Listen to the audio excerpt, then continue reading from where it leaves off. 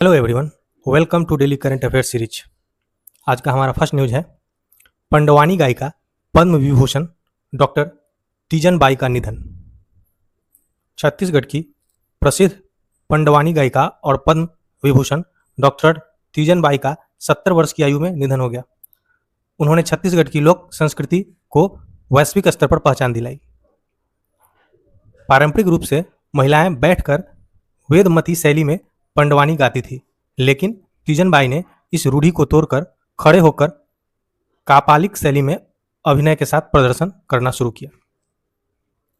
उन्हें भारत सरकार द्वारा देश के तीनों सर्वोच्च नागरिक पुरस्कार पद्मश्री, पद्म विभूषण और पद्म भूषण से सम्मानित किया गया था। इसके अतिरिक्त उन्हें संगीत नाटक अकादमी पुरस्कार से भी सम्मानित किया जा चुका है। हमारा अगला न्यूज है नीति आयोग के तर्ज पर बिहार में राज्य स्तरीय आयोग का गठन किया जाएगा। बिहार के समग्र और दीर्घकालिक विकास को सुनिश्चित करने के लिए मुख्यमंत्री सम्राट चौधरी की अध्यक्षता में केंद्र सरकार के नीति आयोग की तर्ज पर एक नया राज्य स्तरीय आयोग बनाने का निर्देश दिया गया है। यह आयोग विभिन्न क्षेत्रों में साक्ष्य आधारित नीति निर्माण, विकास योजनाओं के प्रभावी क्रियान्वयन की निगरानी और विभिन्न विभागों के बीच बेहतर समन्वय स्थापित करेगा। योजना एवं विकास विभाग के तहत यह विकास और सतत मूल्यांकन को गति प्रदान करेगा। हमारा अगला न्यूज है वक्फ बोर्ड में 2 हिंदू सदस्यों को नियुक्त करने वाला मध्य प्रदेश पहला राज्य बना है।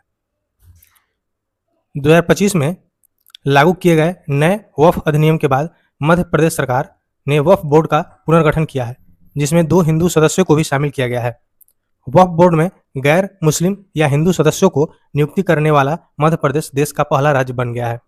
अगला न्यूज है भारत का वैभव सूर्यवंशी सबसे युवा अंतर्राष्ट्रीय क्रिकेटर। बिहार के समस्तीपुर के वैभव सूर्यवंशी ने 15 वर्ष 99 दिन की उम्र में इंग्लैंड के विरुद्ध T20 मैच में भारत के लिए पदार्पण किया। उन्होंने क्रिकेट के भगवान कहे जाने वाले सचिन तेंदुलकर के 16 वर्ष 205 दिन की उम्र में पदार्पण करने के भारतीय रिकॉर्ड को पीछे छोड़ दिया है और भारत के लिए पदार्पण करने वाले सबसे युवा बल्लेबाज बन गए हैं। न्यूज है भारत इजराइल द्विपक्षीय निवेश समझौता लागू। भारत और इजराइल के बीच द्विपक्षीय निवेश समझौता आधिकारिक रूप से लागू हो गया है। इस समझौते पर पिछले वर्ष 8 सितंबर को हस्ताक्षर किए गए थे।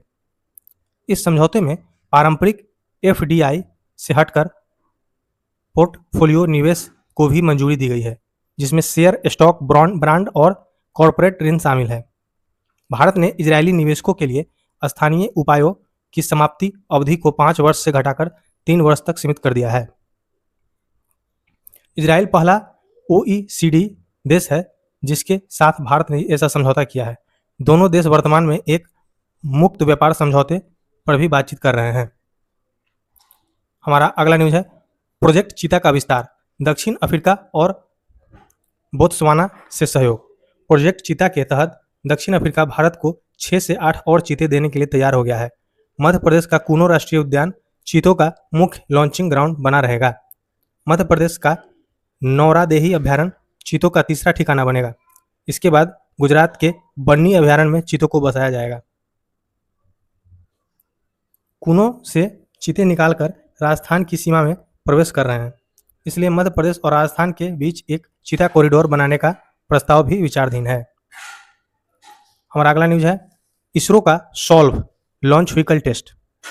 भारतीय अंतरिक्ष अनुसंधान संगठन ने सतीश धवन अंतरिक्ष केंद्र श्रीहरिकोटा में sub orbital launch vehicle for experiments solve का पहला सफल ग्राउंड टेस्ट किया है। यह सॉलिड मोटर आधारित प्लेटफॉर्म गगनयान मिशन के क्रू मॉडल के पैराशूट सिस्टम का परीक्षण करने के लिए एक टेस्ट प्लेटफॉर्म के रूप में उपयोग किया जाएगा। इसका निर्माण PSLV के स्ट्रैप ऑन मोटर में संशोधन करके किया गया है। हमारा अगला न्यूज है जापानी अंतरिक्ष जांच प्रोब हायाबुसा 2 का सफल fly by. Japan aerospace exploration agency JAXA ने हायाबुसा 2 अंतरिक्ष यान ने पृथ्वी के निकट स्थित तोरीफुने नामक एस्ट्रॉयड क्षुद्र ग्रह के अत्यंत करीब से सफल फ्लाई बाई किया। इसका उद्देश्य भविष्य में किसी खतरनाक क्षुद्र ग्रह को पृथ्वी से टकराने से बचाने की तकनीक का परीक्षण करना था। हमारा अगला न्यूज है गृह मंत्रालय द्वारा 23 नए व्यक्ति आतंकी घोषित। केंद्रीय गृह मंत्रालय ने गैर कानूनी गतिविधियां रोकथाम अधिनियम के तहत जैश, लश्कर और जमात उद दावा के 23 सदस्यों को आतंकी घोषित किया है। जिससे अब यूएपीए की तहत कुल घोषित आतंकियों की संख्या 80 हो गई है। इसमें हाफिज सईद का दामाद हाफिज खालिद वलीद भी शामिल है। हमारा अगला न्यूज है, ऑस्ट्रेलिया ने जीता 7वां महिला T20 विश्व कप। लंदन के लॉर्ड्स मैदान पर खेले गए फाइनल मुकाबले में ऑस्ट्रेलियाई महिला क्रिकेट टीम ने इंग्लैंड को 7 विकेट से हराकर अपना 7वां महिला T20 विश्व कप खिताब जीत लिया है। सोफी मैलिनेक्स ऑस्ट्रेलियाई टीम की कप्तान थी तथा बेथ मुनी को प्लेयर ऑफ द मैच चुना गया। अब आइए इन न्यूज पे बेस्ड इंपॉर्टेंट क्वेश्चन देखते हैं। हमारा पहला क्वेश्चन है, हाल ही में प्रसिद्ध लोक गायिका डॉक्टर तीजन बाई का निधन हो गया। वे किस लोक नाट्य गायन परंपरा के प्रसिद्ध हस्ती थी और वह किस शैली में प्रस्तुति देती थी? तो हमारा आंसर है ऑप्शन नंबर बी, पंडवानी, कापालिक शैली में देती थी। हमारा सेकंड क्वेश्चन है, केंद्र सरकार के नीति आयोग के तर्ज पर किस राज्य सरकार ने अपने राज्य के समग्र एवं दीर्घकालिक विकास के लिए राज्य स्तरीय आयोग बनाने का निर्णय लिया है? तो ऑप्शन सी, बिहार। अगला क्वेश्चन है, वर्ष 2025 के नए वक्फ अधिनियम के प्रावधानों के तहत अपने वक्फ बोर्ड का पुनर्गठन कर 2 हिंदू सदस्यों को शामिल करने वाला भारत का पहला राज्य कौन बन गया है? तो ऑप्शन डी, मध्य प्रदेश। अगला क्वेश्चन है, सचिन तेंदुलकर के सबसे कम उम्र में अंतर्राष्ट्रीय क्रिकेट में पदार्पण करने वाले भारतीय रिकॉर्ड को तोड़ने वाले वैभव सूर्यवंशी बिहार के किस जिले से संबंधित है? तो ऑप्शन बी है, समस्तीपुर। हाल ही में भारत और इजरायल के बीच द्विपक्षीय निवेश समझौता लागू हुआ है। इस समझौते के संबंध में निम्नलिखित कथनों पर विचार कीजिए। इस समझौते में पहली बार पारंपरिक एफडीआई से अलग पोर्टफोलियो निवेश को भी शामिल किया गया है। इसके तहत स्थानीय उपायों की समाप्ति अवधि को सामान्य 5 वर्ष से घटाकर 3 वर्ष कर दिया गया है। तो ऑप्शन सी सही हो जाएगा। हमारा अगला क्वेश्चन है, प्रोजेक्ट चीता के तहत चीतों को बसाने के लिए कुनो और गांधी सागर के बाद मध्य प्रदेश का कौन सा अभ्यारण्य चीतों को तीसरा ठिकाना बनने जा रहा है? तो नौड़ादेही अभ्यारण्य। अगला क्वेश्चन है, भारतीय अंतरिक्ष अनुसंधान संगठन इसरो द्वारा हाल ही में गगनयान मिशन के लिए परीक्षण किए गए सॉल्व प्लेटफॉर्म का मुख्य उद्देश्य क्या है? Option number A, crew model के पैराशूट अवतरण प्रणाली का परीक्षण करना।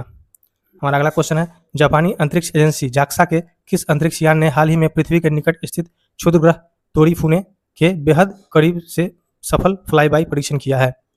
तो हायाबुसा 2, ऑप्शन बी। तो आज के लिए इतना ही, धन्यवाद।